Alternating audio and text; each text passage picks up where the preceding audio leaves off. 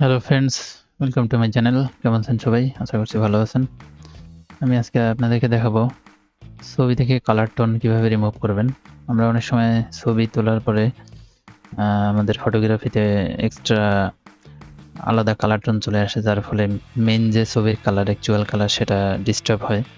তো সেই কালার টোনটা কিভাবে রিমুভ করতে হয়, আমি জাস্ট এই ছবিটা ডাউনলোড করে কাজটা করে দেখাচ্ছি আপনাদেরকে।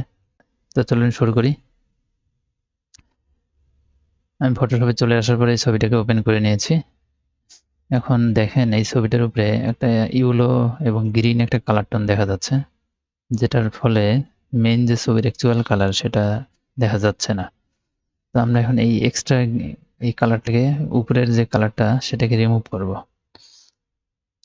তার জন্য আমরা প্রথমে যে কাজটা করব, এইখান থেকে আমরা এই হিউ স্যাচুরেশন এই অপশনটাকে সিলেক্ট করব। করার পরে এই পপ আপটি ওপেন হবে। এখান থেকে আমরা এই হ্যান্ডেলটিকে ক্লিক করে দেব।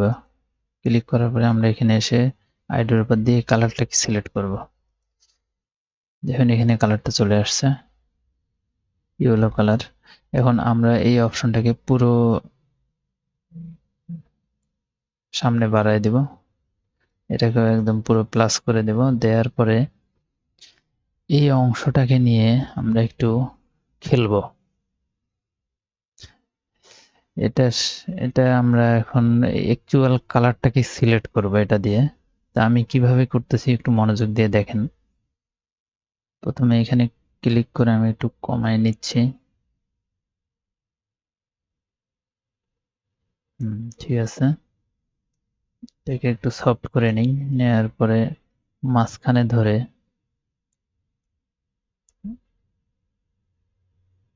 আমি যদি ড্র্যাগ করি,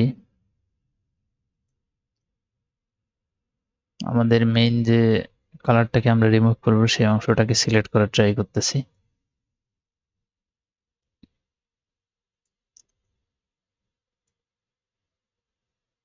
এটাকে একটু ঠিক আছে,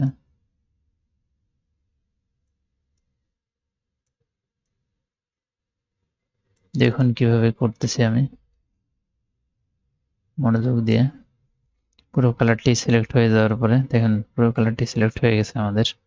ঠিক আছে, এখন এই অংশে আমি ডাবল ক্লিক করে এগুলোকে জিরো করে দেব। Double click, double click. তারপরে এই হিউটাকে একটু ডিক্রিজ করব। দেখুন আমাদের কালারটি সরে গেছে। এক্সট্রা যে ইয়েলো কালারটি ছিল সেটা আমাদের অলরেডি সরে গেছে। আমি এখানে -20, -80, -70 রাখলাম। আমি স্যাচুরেশনটা একটু বাড়াবো, +1। তারপরে লাইটিংটা একটু বাড়াবো, +3। মনে হচ্ছে ঠিক আছে। দেখুন এটা হচ্ছে আগের, এটা হচ্ছে পরের অবস্থা। দেখতে পারতেছেন অবশ্যই, এটা আগের অবস্থা, এটা পরের অবস্থা। এখন একটা জিনিস খেয়াল করেন, আমার এই হিউ স্যাচুরেশন অপশনটা পুরো ছবির উপরে অ্যাপ্লাই হয়েছে। ব্যাকগ্রাউন্ডে আমি জানি না কতটা দেখতে পারতেছেন কিনা, এই ব্যাকগ্রাউন্ডে যে কালারগুলো আছে এগুলোকে ডিস্টার্ব করতেছে বা এগুলোকে কমায় বাড়ায় দিছে। তো আমার প্রয়োজন শুধু এই সাবজেক্টের উপরে এই কালারটি অ্যাপ্লাই হবে, এই অপশনটি অ্যাপ্লাই হবে। তার জন্য আমি কি করব, তার জন্য আমি এখানে কিবোর্ড থেকে চাপবো Ctrl+I এবং এখানে ব্রাশ টুলটি নিয়ে নেব। নেওয়ার পরে আমি এটা একটু বাড়াই নিব। কিবোর্ড থেকে থার্ড ব্র্যাকেট ডানে বামে ক্লিক করলে ব্রাশ বাড়বে কমবে, এটা শর্টকাট। আমি এখান থেকেও বাড়ায় কমায় নিতে পারি। আমি এখানে নেব সফট ব্রাশ, অপাসিটি 100%। এখন আমি, আর এখানে অবশ্যই হোয়াইট ফোরগ্রাউন্ড।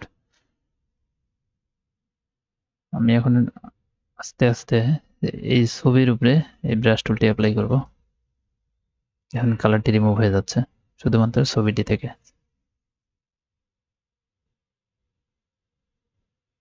আমি হ্যান্ড ড্রেসটাও চেঞ্জ করে দিতে পারি ম্যাচিং এর জন্য। না করলেও চলবে, এটা আপনাদের প্রয়োজনের উপর ডিপেন্ড করবে।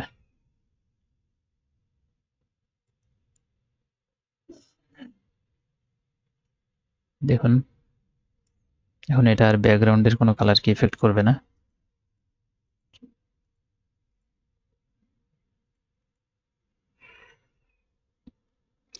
এখন ছবিটাতে আমি একটু লাইটিং আনবো। লাইটিং আনার জন্য আমি এখান থেকে কার্ভ টুলটি নিয়ে নিব। কার্ভ টুলটি নেওয়ার পরে